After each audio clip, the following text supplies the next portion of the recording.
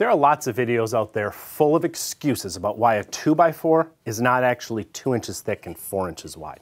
Most of these are complete poppycock, cooked up in the dark, smoky back rooms of big box stores. Well, I, for one, am sick of being made a fool of by big lumber. So in this video, I'm going to tell you the truth that up until now has only been spoken of in whispers. This is the real story of why our lumber is shrinking and what you should do about it. The fact is, lumber mills are absolutely ripping you off, and they have been for years. You see, there was a time when a 2x4 was actually a 2x4. If you've ever remodeled an old house, you know what I'm talking about. Today's 1.5-inch 2x4s and 2x6s look like mere sticks compared to those robust studs of the past. But if you look closely at the framing in many old houses, you see the problem. There wasn't much consistency. The wood in one part of the house might be 2 inches thick, and in other places it might be 2 1/4 or something else entirely. So it depended on the mill that it was cut from, and sometimes even on the mood of the operator on the particular day the wood was cut. If it was a Friday afternoon and Hank had a snootful, you never knew what you were going to get. This wasn't a big deal when everyone was building their own houses and nobody really cared how they came out, but as construction became more industrialized, and the building code makers got their sticky fingers all up in our business, these inconsistencies turned into problems. Imagine framing a wall with studs that aren't all the same width, or calculating the loads on a floor if the joists aren't all of a known thickness. So in the first half of the 20th century, the powers that be got together to come up with standard dimensions for commercially produced construction lumber. And after some wrangling and hem-hawing, along with, I assume, a fair amount of tomfoolery, they devised the biggest shenanigan ever pulled upon the American public. The standard thickness for framing lumber was set at 2 inches, and standard widths included 4, 6, 8, 10, and 12 inches. At least that's what they planned on telling the public. But the truth was much darker, like a black cat in a lonely alley without any lights. You see, the backroom boondoggle wasn't just about standardization. It was also about profits. For example, West Coast mills had a glut of trees just waiting to be shipped to the lumber-hungry East Coast. Freight costs, particularly going through the Panama Canal, was based on volume, not quantity. The fat cats figured out that they could reduce volume while increasing saleable quantity if they just made the wood thinner, and the profits could be converted into top hats and monocles before the public knew what hit them. But how would they convince you and me that we weren't getting a raw deal? In an act of pure evil genius, they devised the nominal thickness scam. Here's how it works. When you buy a 2x4, you are buying 2 inches by 4 inches of wood. That's the way honest Mr. Miller cuts it from the log. But you don't want a green wet board, do you? That might cup and warp before you drive your first nail. So the lumber company is going to do you a favor. They're going to dry that board out for you. Sure, it'll shrink up a little bit, but you don't want water, right? You want wood. Of course, that nice dry board might also be a little rough. The edges could be sharp. You might even get a splinter. So the gracious lumber company is going to plane that board smooth for you. They'll even round the edges over so your soft, moisturized hands can handle it. How much does it take to smooth a rough board? Well, how thick was it to begin with? It may have started as a true 2x4, but you can never tell how much shrinkage you'll get as it dries. And remember, those darn bureaucrats in Washington say every board has to be the same.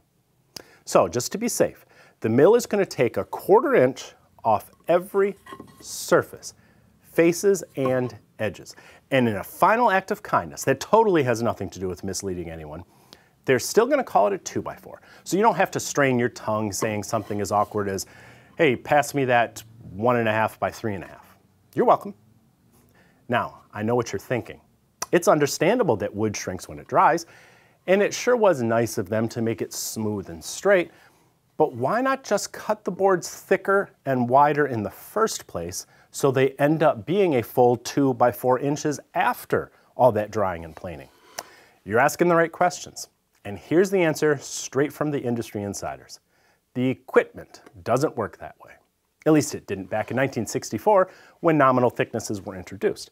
Apparently they still used old mills that couldn't be set to cut just a little bit thicker than 2 by 4 inches, and they didn't want to waste a bunch of wood planing it down to those standards. Of course, that is complete garbage. Anyone who's ever bought rough sawn hardwood knows that it's sold by the 1/4 inch. A 1-inch board is actually called 4/4.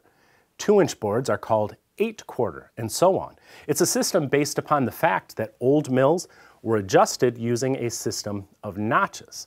So if you wanted a 2-inch thick board, the operator moved the saw 8/4 inch notches past 0, and you got 8/4 lumber. Do you know what else the mill operator could do if he was so inclined and wasn't part of a deep international conspiracy that went directly to the top? He could move the blade 2 more notches and cut some 10/4 lumber. Now, I'm no math whiz, but 10/4 is 2.5 inches. And if you dried and planed a 1/4 inch from each of those surfaces, your board would carry the one, well, what do you know? An actual 2-inch thick 2x4. So it wasn't that they couldn't do it. It wasn't even that they didn't want to waste the wood. They just didn't want to waste their wood. Instead, they wanted to waste your wood by charging you for the water and the sawdust that was left behind at the mill. Now, I used to fall for this scam. I, like you, was once just another fly in the lumber baron's web. I believed all this was justified because you were paying for the drying and planing surfaces that the mill did in your behalf. You want dry, straight wood, don't you? But when was the last time you bought a dry 2x4? I have a pile of them in my warehouse right now that are half the weight they were when I brought them home, and every one of them is twisted and bowed like a bunch of arthritic bananas.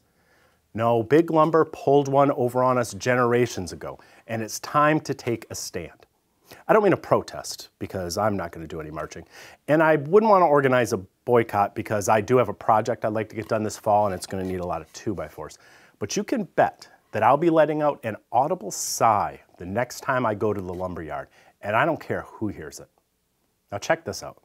Several years ago, I started using rotor bits with Astra protective coating. And over the years, I've become a believer in how Astra coating can make bits just last longer. So I was excited to learn that there is a new version called Astra HP coating. It's not just about looking cool, although that does look pretty cool.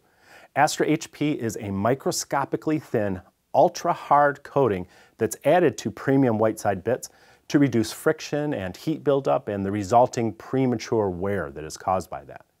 This leads to longer bit life overall, but where it really stands out to me is how it affects the performance drop-off that comes after a typical bit is used a few times and becomes less than factory sharp. I like it on my most used bits, like flush trim bits and pattern bits, or bits that I use in my CNC, or any bit that you just find yourself reaching for regularly. So here's what I recommend. Use the link below this video to get maybe just one straight spiral bit with the new Astra HP coating.